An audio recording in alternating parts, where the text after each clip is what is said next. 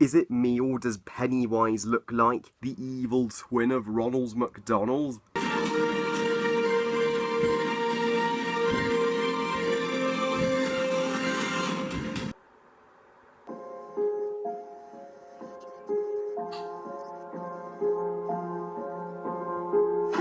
It, directed by Andy Muschiusi, and is an adaptation of the Stephen King novel of the same name. Now, it tells the story of a group of kids who call themselves the Losers, who attempt to unlock the mystery and investigate the mysterious disappearances of other kids in their town.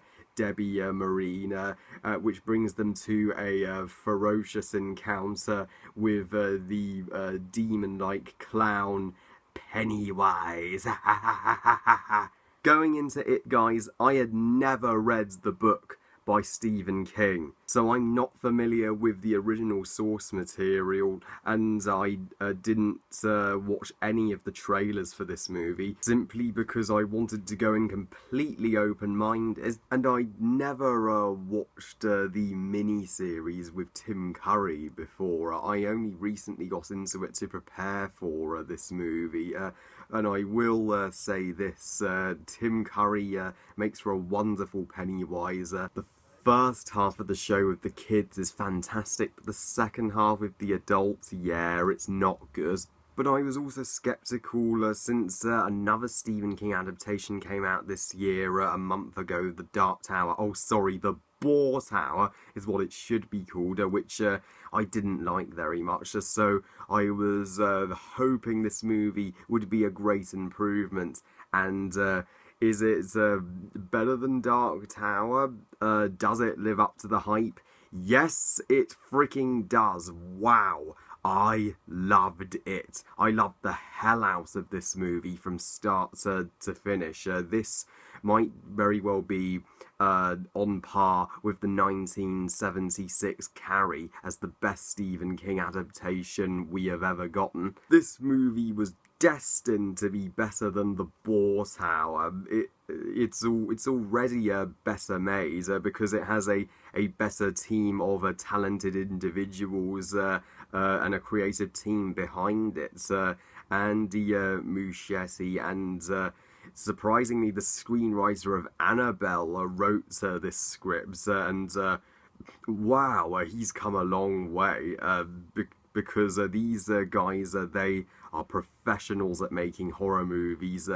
They clearly envisioned a perfect It movie in their minds, and Andy Muschietti confidently directs and makes it happen. Thankfully, this movie didn't fall into the trap of horror cliches of let's just give the audience constant jump scares and not even try, and let's make the characters are so unlikable. Thankfully, they didn't do that. One of the biggest compliments I can give this movie is that the kids are outstanding. Wow. Every single one of these child actors are amazing. I loved all of them. Yes, some of them were left in the background, but there's always room for a sequel to flesh them out. And these kids are just they're just a bunch of nice kids who are coming together to overcome adversity. You believe their friendship because they go out on trips together. They stick by each other no matter what, and the bonds they form with each other are so strong. These are kids you completely root for to kick Pennywise's ass, and you feel so sorry for these guys because their personal lives are terrible. The adults around them never listen to them. They're bullies, and seeing these kids make things right is just awesome. That's a great message for kids when things look down. Be more independent. And my two favourites of the kids are Jaden LaBia as Bill and Sophia Lewis as Beverly. They both had the most compelling story arcs of all the kids.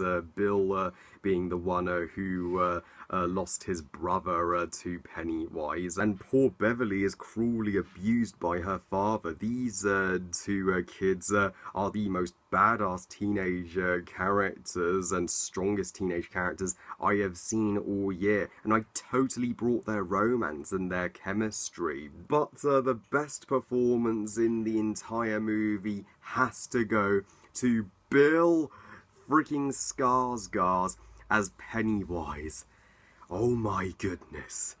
Bill Skarsgard may have just replaced Tim Curry as the definitive Pennywise. Tim Curry did his best, but his Pennywise never intimidated me as much as he could have done. Tim Curry kind of played Pennywise more like a comedy than a threatening antagonist, whereas Bill Skarsgård comes across as one of the most formidable antagonists of 2017. He was so tremendously terrifying, I got complete goosebumps all over my body whenever he appeared. I hid behind my seat and crouched down in the cinema whenever Pennywise would show up. The makeup on him looks phenomenal, and he looks like a combination of, you know, the evil twin of Ronald McDonald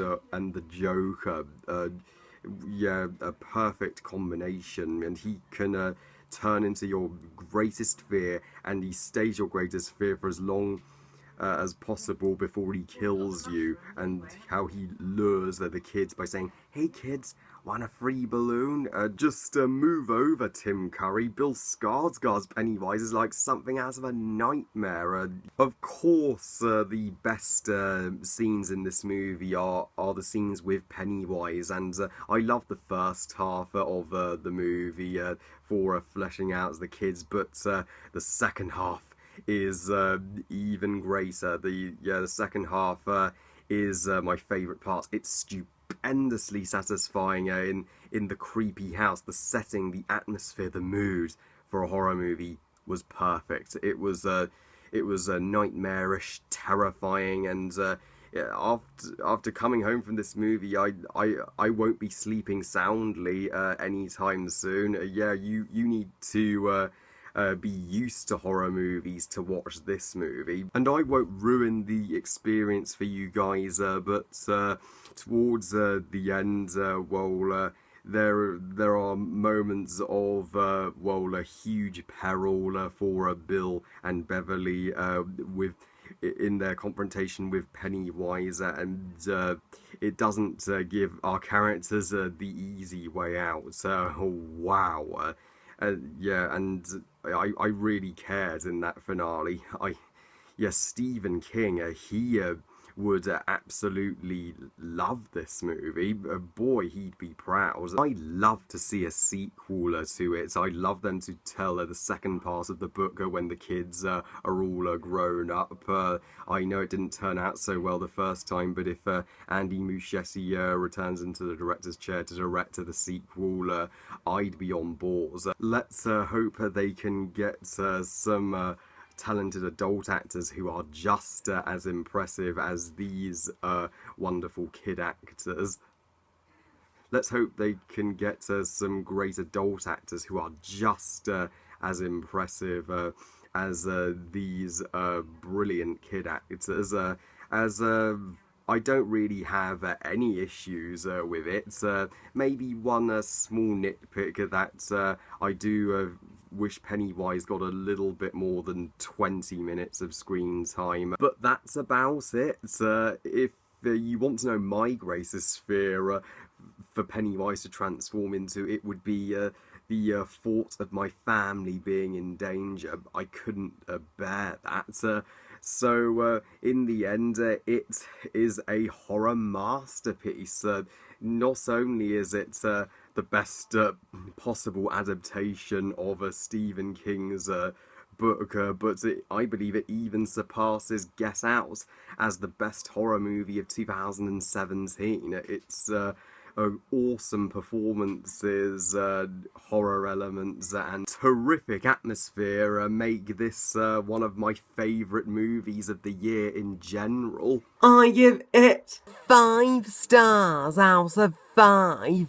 Really hope you guys get to see it. So, well, I love you guys. Thank you for watching. I hope you guys enjoyed this review. And what do you think of it? And let me know what's your greatest fear. Please comment and let me know. Please like this video and subscribe. Please follow me on Twitter and on Google+. And I'll see you next time when I've got my Ratatouille review still to come. I'll see you then. Bye, guys.